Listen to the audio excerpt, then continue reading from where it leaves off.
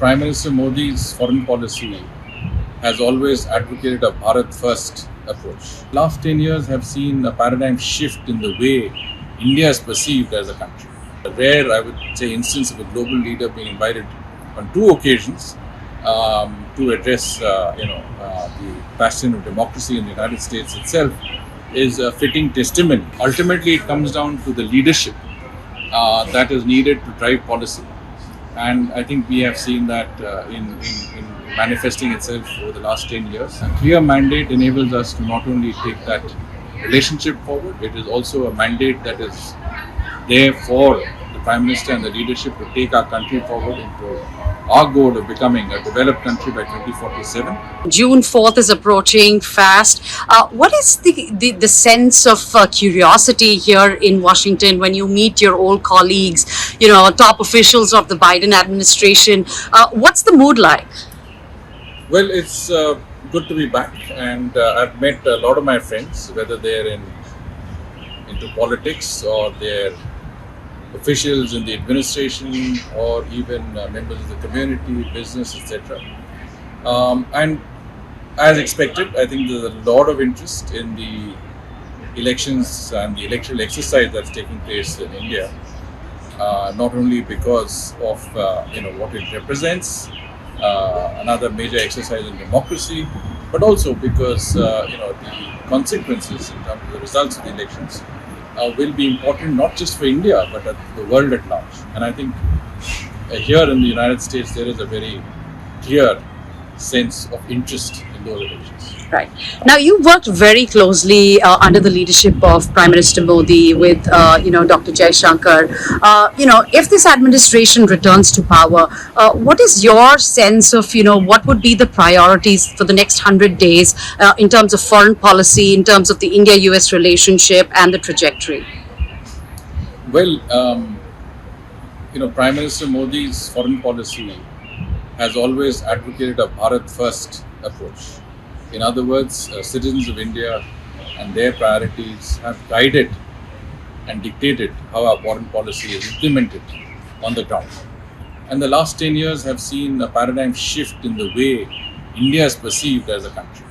I mean, the fact that Prime Minister Modi was invited to address a joint session of the US Congress, not once but twice. I mean, a rare, I would say, instance of a global leader being invited on two occasions to address, the bastion of democracy in the United States itself is a fitting testimony to A, the importance ascribed to the relationship by the United States, and B, Prime Minister Modi's own stature as a leader that has taken India, far beyond what would have been expected of any leadership to achieve in just a decade's time.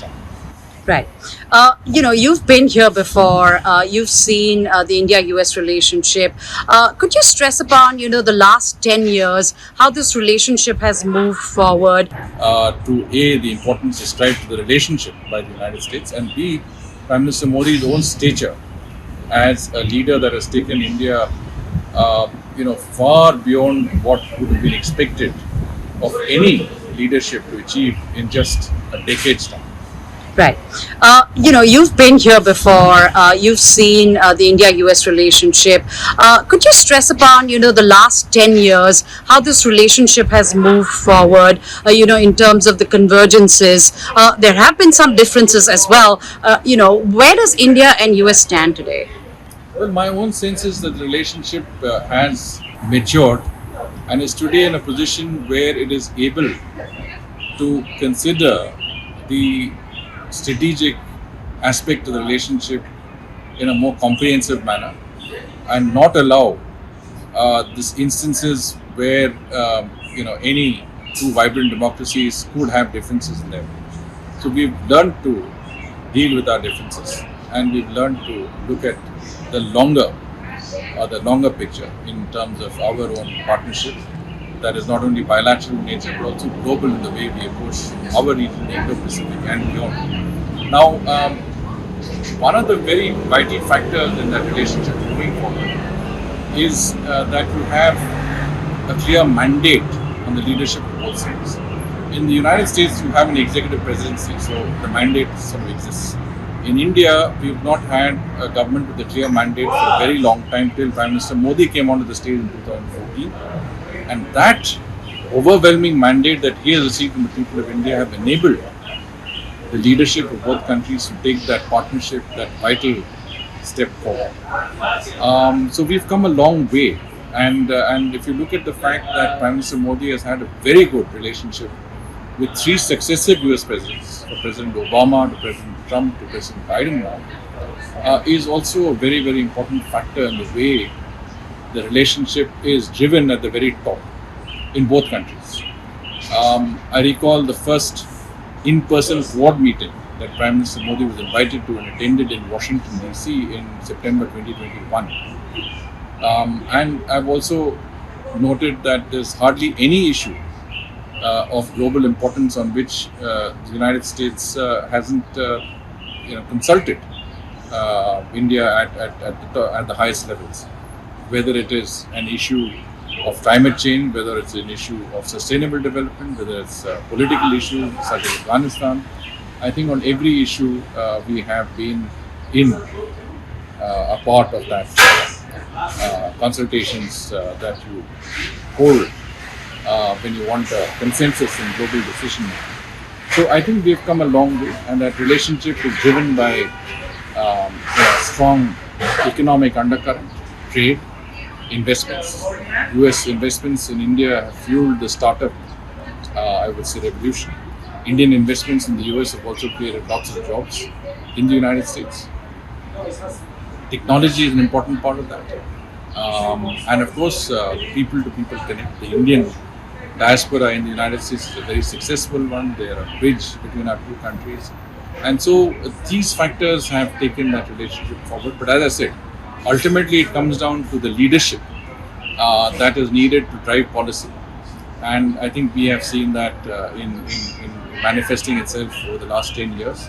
And I think this trend will only continue. And that brings me to the point of a clear mandate once again. A clear mandate enables us to not only take that relationship forward, it is also a mandate that is there for the Prime Minister and the leadership to take our country forward into our goal of becoming a developed country by 2047. And that means every citizen of India is motivated towards that particular goal today. Without that mandate, I think we would be faltering in what has already been a very, very remarkable socio-economic development in our country. And I sense here, in speaking to people, that there is consensual support for India to continue its progress, for India to continue to contribute not only to the relationship but to global affairs.